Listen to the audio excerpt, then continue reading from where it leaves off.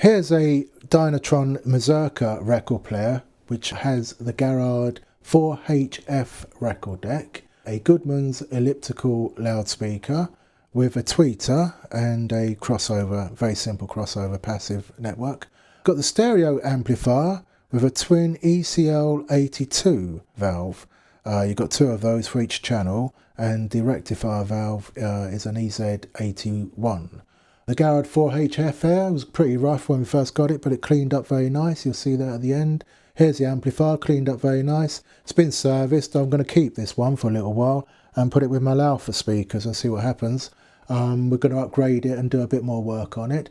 There's a loudspeaker, elliptical and a tweeter, and it's also got a preamp section there with a 12AX7 valve, and it's all stereo. There's an extension cabinet that goes with this. Here's a 4HF all cleaned up nice with the TPA12, I think that is, the arm and the cartridge and head shells, all very nice. And I sold the record deck separately and kept the amplifier. Here's Phil Moss, and he's going to take you through the circuit diagram. Dynatron Mazurka. Here is a picture of the main part of the amplifier. It comes in two sections. There is a preamp, but we'll get to that later.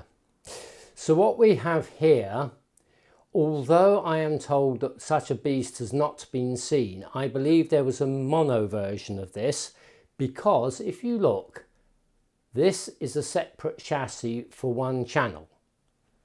And the only reason I can think that they would have built it this way was to make a mono version and a stereo version on the same overall chassis and just drop in the stereo section when needed, plus add the speaker sockets. So over here we have the power supply on the right. The sharp-eyed may notice that there is a control on the right here. That is the balance control, which comes out in a different position on the player than the other controls which are on the preamplifier. Our fuse is here and the mains voltage selector.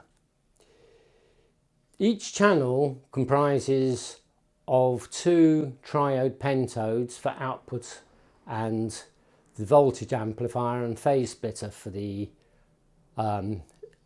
amplifier. And on the end here we got an EZ81 as the full wave rectifier for it. So I will now move to a view under the chassis. A neat piece of construction using tag boards. Excuse me. There are a lot of wires around. It isn't beautifully elegant, but it is quite nice having all the components, or at least most of them, on the tag boards. Separate ones obviously for left and right, because this, as I suspect, is an add-on module. Power supply here on the right, not a lot to comment about that. It uses resistive smoothing, not a choke. Electrolytic can there, and mains transformer connections there. Now this construction of resistor is almost invariably the type that go high. So if you were restoring this amplifier fully, you would probably have to change the lot. I had one in for service and I only replaced a very small number of resistors, which are the more critical ones, because otherwise I realized I was in for basically rebuilding it. If you're not doing it commercially and you're doing it for yourself, you could go through and change the lot. Now I am pointing here particularly to two 33 ohm resistors. They are in series with the anodes of the rectifier, and on my amplifier they got very hot and were dripping wax. And there was a good reason for that. As I say time and time again, when you're doing these restorations, you have to replace the coupling capacitors to the grid, especially if they're these horrid black hunts. But even these nice, expensive, pan-climatically sealed metal cans capacitors leak now. These are both types of wax paper capacitor. They're more than 50 years old. Sometimes one finds ones that are actually still perfectly good, but it's a rarity. So what happened in the amplifier I had in, due to capacitor leakage into the pentode section of the valve grids were positive, the valves drew far too much current, therefore these resistors got very hot. This can wreck an amplifier. One often hears of valved amplifiers that the transformers are not the quality they should be and have burnt out.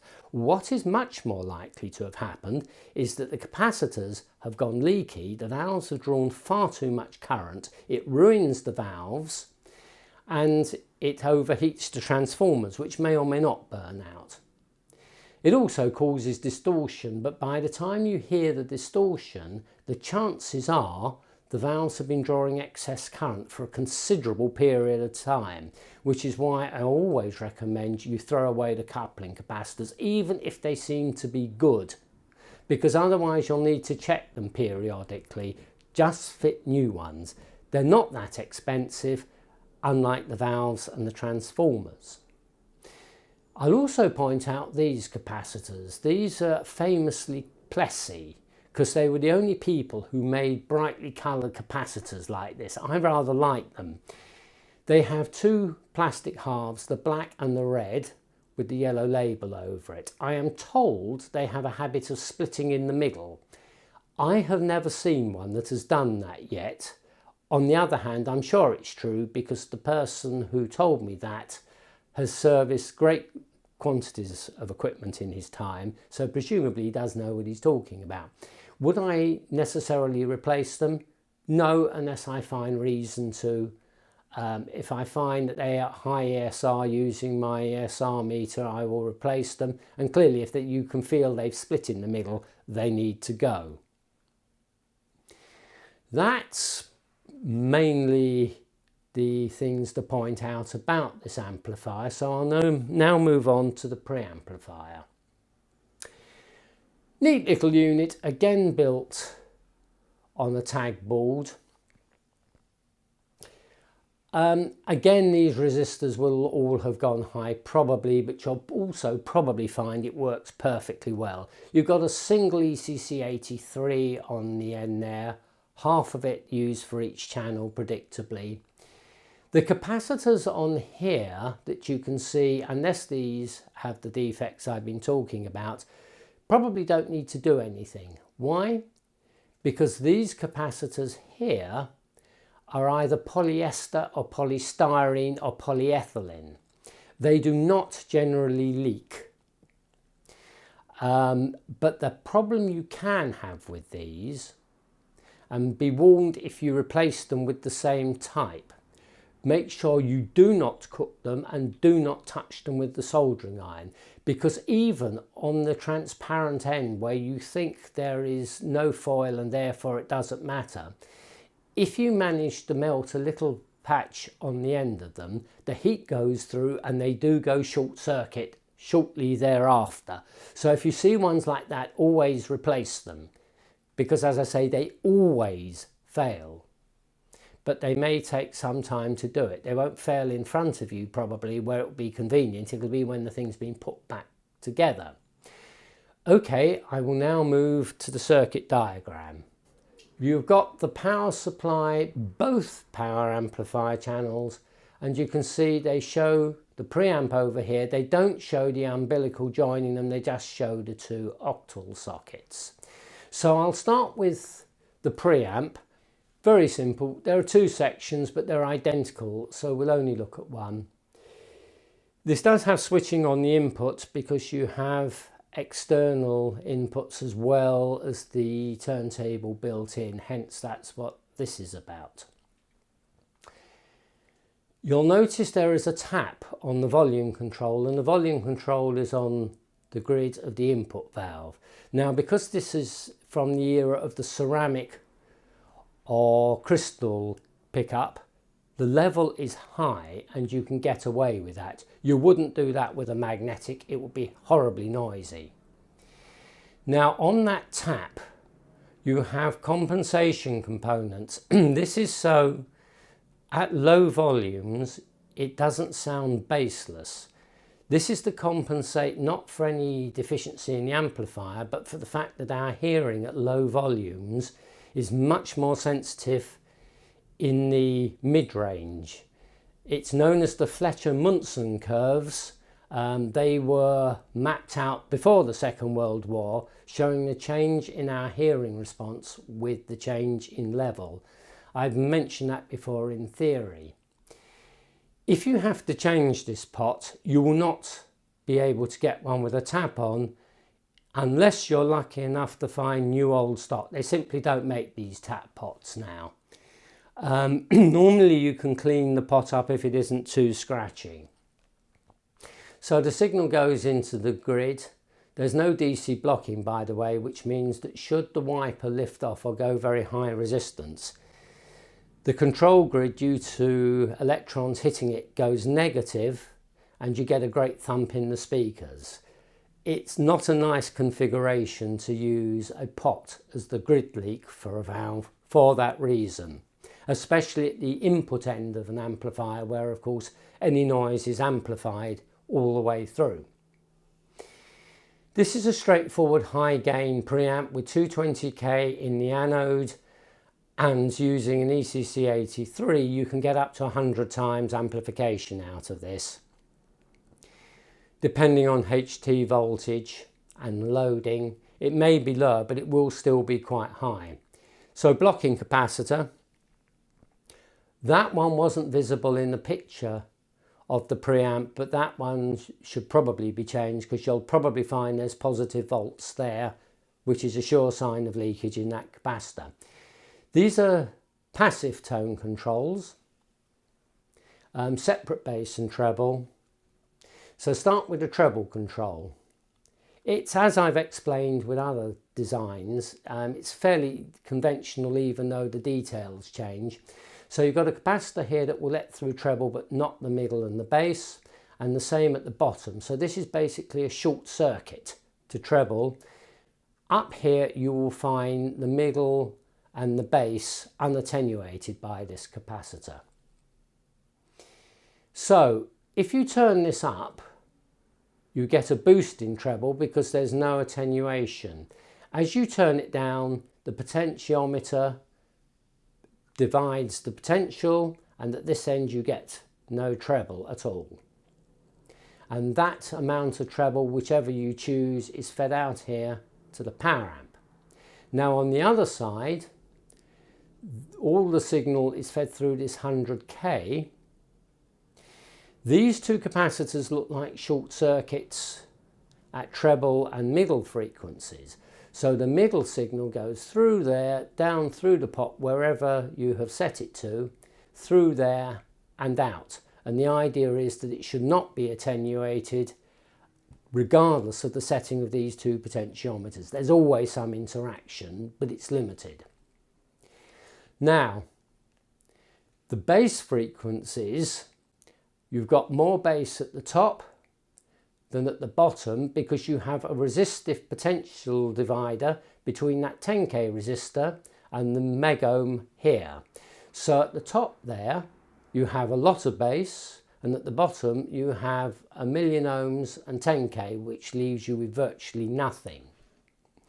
Whatever bass you select is then fed through this resistor. The purpose of this resistor is to stop the two controls from interacting excessively.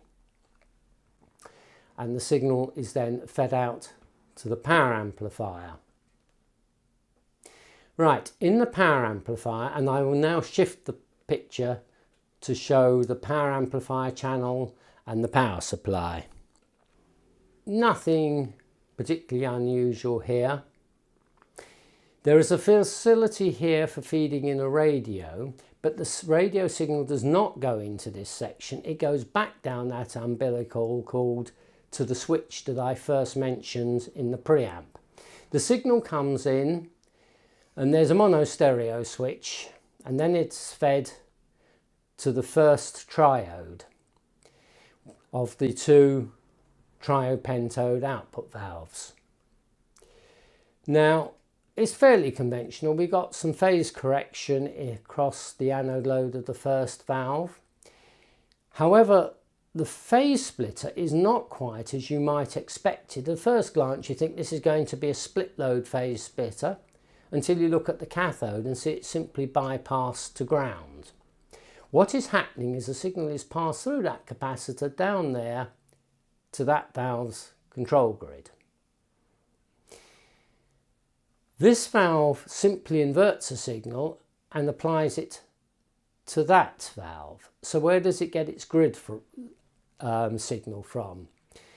There is a potential divider you can see here which applies a fraction of the signal applied to this grid to that grid, and that fraction is this voltage divided by the gain of this stage. In other words, if the gain of this valve is say 10 and this is 10 volts, you would want a 10-to-1 reduction so that there's 1 volt there that gets amplified by -10 in this valve, i.e. it's inverted and amplified, so this becomes -10 volts fed to the output valve. Ultralinear output. So we have here the circuit which gives many of the advantages of a triode without its disadvantage, and the advantages of a pentode without its disadvantage, which is lower distortion and a flat output load line as you would get with a triode, but the higher gain of the pentode plus the higher power that you get from a pentode. The output power will be the same or almost the same as if it was pentode connected. You see here there's a resistor and a capacitor connected between the anode and screen grid on each side. That tells you that the amplifier will be unstable without them. These are to overcome the imperfections of the output transformer and any phase shift that there may be across the amplifier itself. There is always leakage inductance in transformers, and it is that that causes the phase shift, which causes the instability if you don't have compensating components somewhere or else. Feedback back to the first cathode. Note there isn't the usual capacitor across there for phase correction. It's all done by that capacitor there. More sophisticated than a basic record player, so there is a tweeter and a woofer. There's no crossover for the woofer. There is the essential capacitor in series with a tweeter. Notice that symbol, it's an electrolytic, but unlike most electrolytics, there isn't a black tin half. This is an AC electrolytic. Strictly speaking, there is no such thing. Electrolytics are always polarized, so what they do in here, this is 4 microfarads, you've actually got 2 electrolytics in series of 8 microfarads with either both the positives or both the negatives joined together. This means that half the time one of these capacitors is the wrong way round and half the time it's the right way round. They will tolerate that, but they will in consequence be somewhat leaky. Hi-fi people do not like these. In a modern crossover, apart from having a proper crossover for the base units, by the way, one might well replace that because modern non-polar capacitors are much smaller and much cheaper than they used to be, so it is practical. When this was made, a non-polar capacitor of 4 microfarads would have been a large and expensive lump, physically larger than this electrolytic in the HT probably. Now there's feedback, as I mentioned, to the first cathode. Note the balance control. It's connected between the 2 cathodes and the wiper has an electrolytic to common. So this has no effect on the DC level, but that capacitor is a short circuit at audio frequencies. If it's shifted up there, it decouples the cathode of this valve to common or ground and increases the gain by about 6 dB. There is a small resistor there because if it completely shorted it out, it would also short the negative feedback. At the same time, adjusting it up this end, we have put the full resistance of this 500 ohm pot in series with the 100 ohm resistor on the other side, so we have further reduced the gain of the other channel. Hence this is going to be much louder than the other channel, and if we turn the pot up the other way, obviously more negative feedback is introduced here and less on the other channel, and it will be the louder. Now all that is left is the power supply section. As is typical, it uses resistive smoothing. So we have a full wave rectifier. Obviously this is isolated. We've got a proper transformer here. We have two fuses here, one in each side. Nowadays that wouldn't be legal for a new design. You'd only be able to fuse the live. Equipment that's older tended to have a fuse in both sides. The disadvantage is if that fuse blows first, then not only is this one left in circuit, but of course the whole of the primary is left energized, and should there be a short in the mains transformer, so is the chassis of the thing. Although this is on 3-wire, and if, as is sensible, it is earthed, it would simply blow the fuse externally. But of course people sometimes like lifting the earth connection or using 2-pin sockets. We are going back to a period when many houses still had 2-pin sockets in when this was made. We've got resistor capacitor smoothing, two generous capacitors of 50 microfarads. Now in this amplifier they have not done what is often done, and that is they are not feeding the output stage off the rectifier's cathode and only smoothing the supply to the previous stages. This is much better because this HT will have very little hum on it. It is of course then decoupled anyway for the input stages there, and it's decoupled further to go to the preamplifier. And again, there we are, a dual electrolytic. That was visible on the right hand side when I showed you the main amplifier underside. 8 microfarads each, which is more than adequate because these are generous. And that is all I have to say about the Mazurka.